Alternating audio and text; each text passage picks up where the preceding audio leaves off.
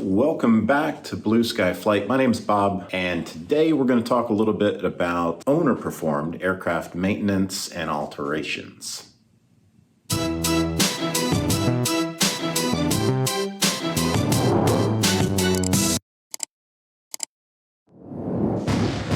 So I'm on an overnight, just did a little bit of work on the airplane before I left, so I thought I'd kind of talk to you guys a little bit about what I did and what you're allowed to do as an owner of an aircraft. So as the owner of an aircraft, you're actually allowed by federal aviation regulations, Part 43, to do quite a bit to the aircraft as it relates to routine maintenance on the aircraft, even some modifications, especially on the interior of the aircraft. Basically, anything that is not deemed a complex procedure. Although if you read the circular, it's interesting because many of the things that you can do as far as routine maintenance include things like changing tires, changing struts, changing oil, spark plugs, which spark plugs and oil, yeah, I get that. That's not too complex. Changing out the brakes, changing out the landing gear, tires, well, that could be complex depending on your level of qualification and things like that. So just because you can do it and you're allowed to do it doesn't necessarily mean you should do it. Probably a good rule of thumb on that is, consult with a qualified A&P on things that maybe you're not that sharp on. And it's a great way to learn. Work with your A&P. Maybe the first time you do an oil change on the airplane, pay the A&P to basically shadow you, walk you through it, make sure you're doing everything right. Same with your spark plugs, cleaning those out.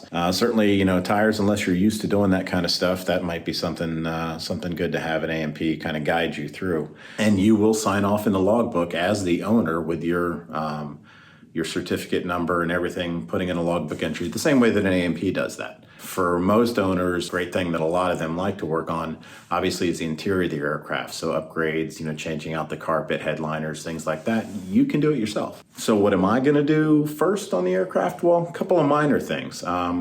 One, the aircraft has wing root seals, and those wing root seals, they look like they might be, well, I don't know about original, but they've been on there a while, I can tell. So one of them, actually, there's a spot where it came a little bit loose. Looks like they put it on with glue.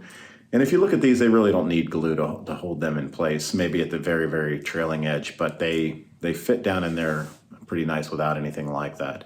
So the glue, I think, was done maybe when it started to come loose, and they just tried to do a quick repair on it. But it's a pretty easy fix. I'll show you how I did that. I took a little bit of video of it. I didn't video the entire thing, but you'll get a pretty good feel for that process. And then also changed out the door seal. That's a pretty easy fix that just about anybody can do. Pretty simple, and it makes a difference in terms of, if you're getting a little bit of wind noise around that, those seals wear out after a while. And it's also really easy to get leaks around that door. So I'll show you how I did those two things. And you can do it yourself. If you've done stuff like this before, tell us about it. Leave that in the comments down below.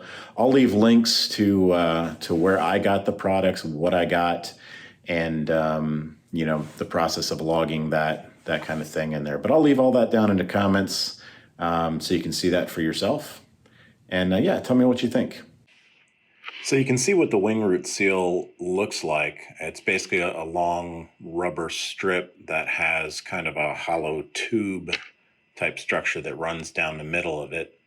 And then you squeeze that tube part and it fits down in the gap between the wings and the fuselage of the airplane. And of course it expands back open. And that's really what holds it in place. You can see the one that was on here. You'll see they put a lot of extra glue on that. And I think that's just because the seal got old over time and it was starting to dry out, and they just were having problems with, some areas of it not adhering well. But I found that once I put the new one on, really the only place I put glue was at the very, very trailing edge of it. And even there, I don't think it was necessary, but I did it just to secure it in place a little bit better, just in case. So I ordered this from Aircraft Spruce. I've got a link to them in the description below. I looked, there's several manufacturers that make this, and I read all the reviews from different ones. There were a few that were a little bit cheaper. This one from Aircraft Spruce was about $74 for each wing. It's about 12 feet long. That'll do the whole wing. The reviews on this one were much better than some of the reviews I read from some of the ones people had used from some other manufacturers that were a little bit cheaper. So I opted with this, and it seemed to work out pretty well. So I was pretty happy with that. And you can see here the first step, obviously, is just removing the old seal. It's basically just a matter of getting a hold of it and then slowly pulling it out of the gap there. Mine came out a little bit harder, obviously, than it probably normally would just because of the glue that was on there. And then the next step, spent a good amount of time trying to clean all that old glue off of there.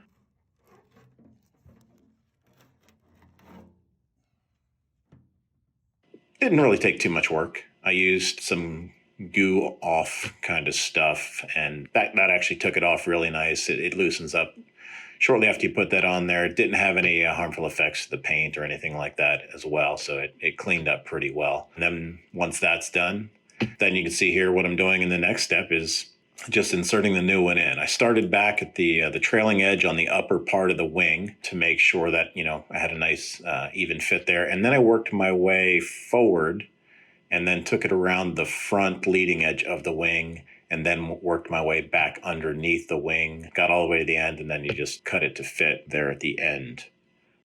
Putting it in, you just got to kind of squeeze it, and that'll make it more narrow, and then you force it down in there. I've talked to a few other people. They said it's a little bit easier.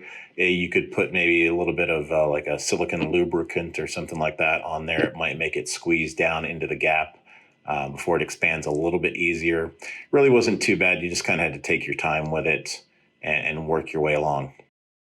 Don't do what I did in this one video here, using a screwdriver to help myself force it down in there.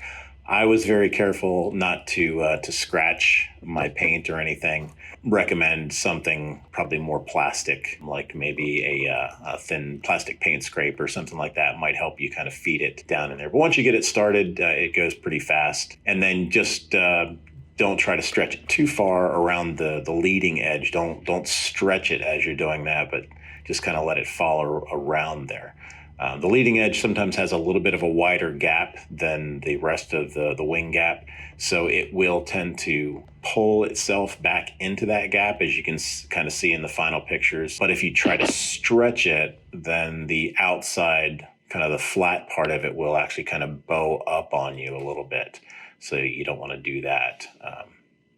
And yeah, that's really it. Put that on there, and like I said, I put glue on maybe the last inch of it, and been flying with it ever since, and no problems whatsoever. So next up is replacing the door seal. As you can see here, instead of putting the seal on the door itself, the last person who had the airplane opted, when they replaced the seal, to put in a seal around the door frame. And as you can see, the product that they used is a little bit of a low quality, more like something you might find at a local Home Depot or hardware store, as opposed to an aircraft seal. And I wanted to get a seal around the door itself the way the manufacturer intended. So went on here to Aircraft Spruce and did another search on that, and found this door seal and ordered that.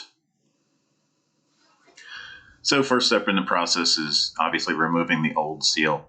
And this had a self-adhesive backing, so it really did not take much effort at all to just kind of peel that off, as you can see here. And then the next step, was removing any residue that was left behind. I used a little bit of the Goo Gone remover again on that. Did not take very much. Again, this did not leave much of a residue behind, just because it didn't have much of an adhesive backing to it in the first place. So I opted to put the new seal on by taking the door off first, and that way I could lay the door down and work on it on a table. You certainly can do this with the door still attached. What I would just recommend is you take this one screw out on your door latch, and that'll allow you to open the door up fully, and then you can stand on the outside and work on it. I went ahead and took the door out. All that required me to do was take out a couple of the pins there at the front edge of the door, and then the door just lifts right out of there. This allowed me to put the door on a tabletop, so it was just a little bit easier to work with. So I laid the door down here, and then first step is getting any residue that might be left. Mine didn't have much because, again, they had already removed the old door seal and probably cleaned that up at that time, and then put the seal around the door frame itself. But just took a little bit more of the Goo Gone. You could use acetone or something similar to that if you've got any remaining residue from the old seal. So just kind of clean up the edge, get that all cleaned up, and then you can put the adhesive on. The adhesive I used is this 3M adhesive. It was recommended by the door seal manufacturer, and I actually was able to purchase this at a local auto parts store, or you can buy it online, of course. But it's pretty easy to work with. It tacks up really fast, and then it does adhere extremely well. So read the instructions on it, but essentially what you're going to do, I used a little brush here. You're going to put a layer of the adhesive around the door frame, exactly where the seal is going to go. So I'd say do a little test fit, dry with your seal before you put any adhesive on there, just to kind of see exactly where you're going to want this adhesive to go.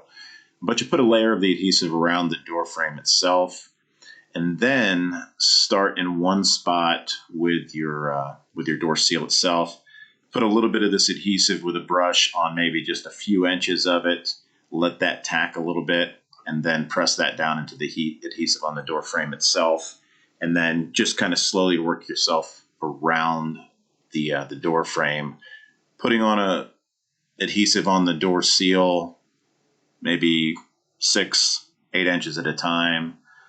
Set that down, and then just keep repeating that process all the way around the frame. As you get around the corners with the seal, don't try to stretch it around that corner because the ends will fold over. Just let it kind of follow the contour without really pulling or stretching on it, and it'll hold in place really nice. You can see all the clothespins I've got here. What I did is, as I laid down a section of it, I put 2 or 3 little clothespins on there, just to kind of pinch it in place. Don't know that it was really necessary. It tacks up really well. But just to make sure nothing started to slide on me, I would do that. And I just did that all the way around the door. And then after 10 or 15 minutes, I just walked around and I took all those clothespins back off, and it was in place. And then as you can see here, there's just one little area right there around that door latch where you're going to want to cut out a section of it after you've got it all in place. And that's all there is to it. And then just rehang your door, and you've got a nice looking door seal at the end. It's a pretty easy project that pretty much anybody can do, and it'll definitely make a difference in your door to keep any water leaks out, and definitely cut down on any wind noise that you may have had from an old door seal. So there you go. If you enjoy the video, give us a like and consider subscribing. We got lots more content coming ahead. I've got plans for the airplane, some fun stuff coming up. We'll see you next time.